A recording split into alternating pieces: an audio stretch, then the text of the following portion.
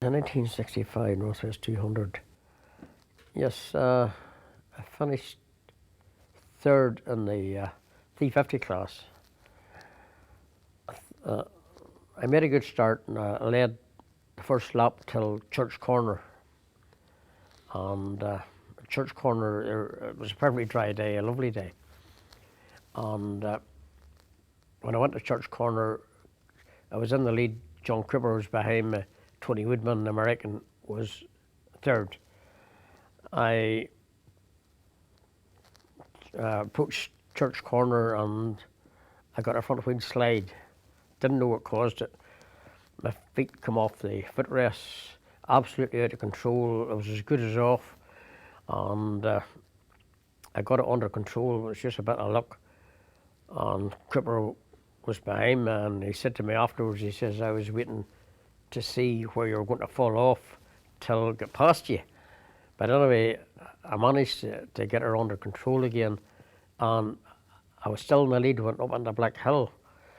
But during that time, I thought, what give me the slide, the front wheel slide, and I decided the forks were leaking oil because the road was perfectly dry, as I thought. And let me see, Cooper went sort of in below me, and Woodman went in below me, so I was third going out of Black Hill. So as far as I was concerned, the oil was in the tyre, and it really detuned me. I've been far better and stopped. But anyway, we carried on to the third lap, and on the third lap, Tony Woodman, the American, he crashed at Henry's Corner and was paralysed. And John Cooper went back, was in the lead then, and I was second. I went into the, yes, that was the third lap. And I passed John Cooper down the straight again, and I led right till Black Hill. And I wasn't riding the way I was in the first lap because of the oil in the tyre. I didn't want to fall off. And John went past me at Black Hill again.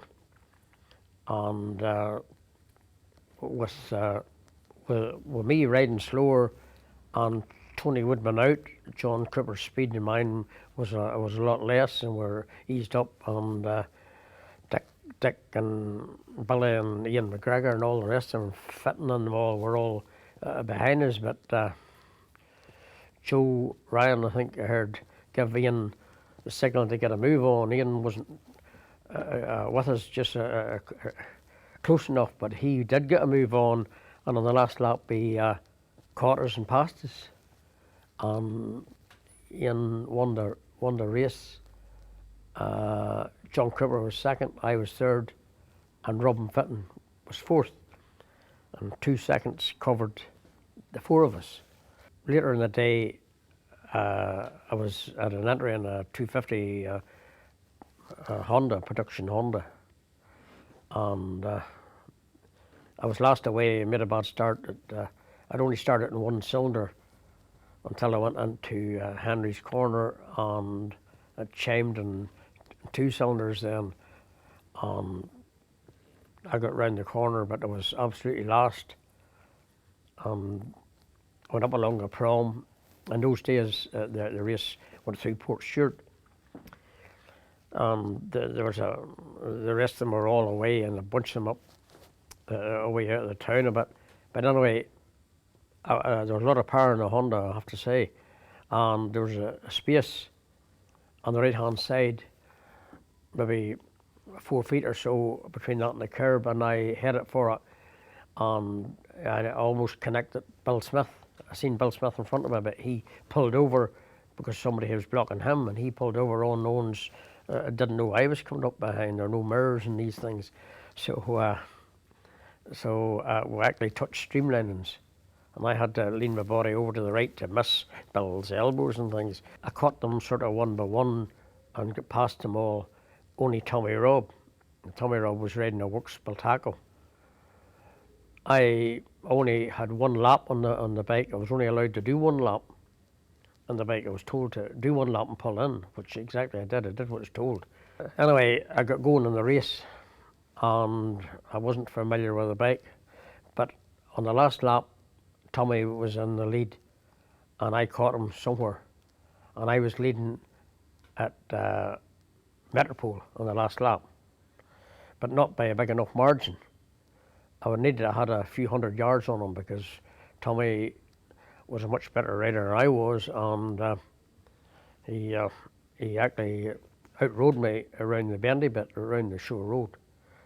But I finished a second behind him, and at the fastest lap of the race, 67 northwest. It was, from memory, it was a good dry day.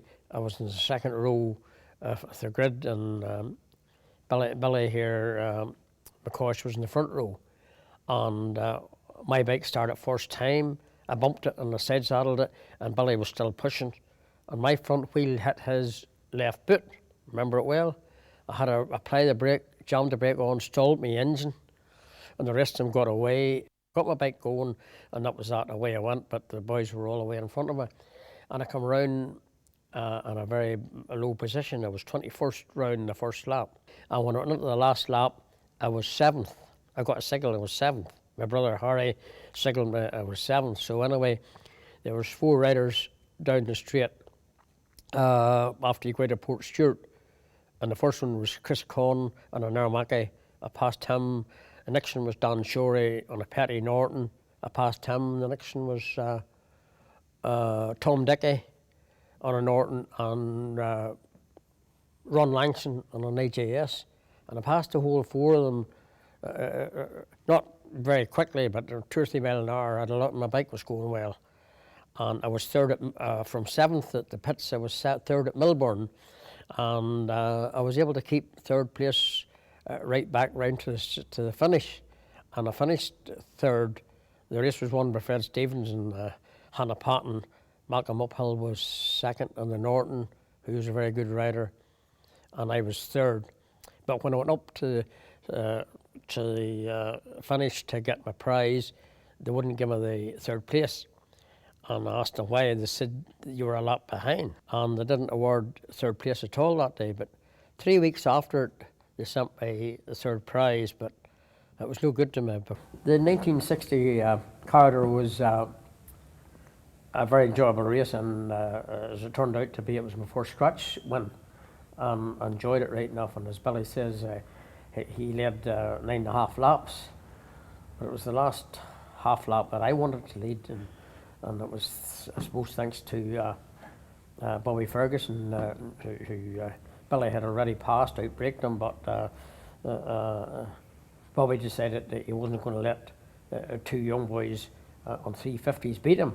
So he rode hard, and he accelerated us out of Postman's, or out of Castle Corner, going up the straight to Postman's Path. So he passed the pair of us at the one time, and I remember he waved with his left hand for Billy to get in behind him, because he knew Billy better than me, and he wanted to tow Billy away from me, but I didn't really approve of that at all. And I said to myself, now I'll get tucked in here, and I get tucked in quicker than Billy did, and Bobby drew me away from him. So I rode hard, and after Bobby, towards the finish, there's a bump, and just when you land again, you have to negotiate a very fast right-hand bend to get the flag. So over that bump, the lower laps always knocked it off to keep the front end down, but on the last lap, I didn't know how close Billy was to me, and I said to myself, if I knock it off here, he's going to pass me. And I rode hard all day there, and I'm going to lose the race. So I kept it flat out, but it was nearly to my cost, because the bike went right into the air, and it was vertical. And eventually I got it down right enough, and I had trouble getting around the right-hand bend. But it was very satisfying.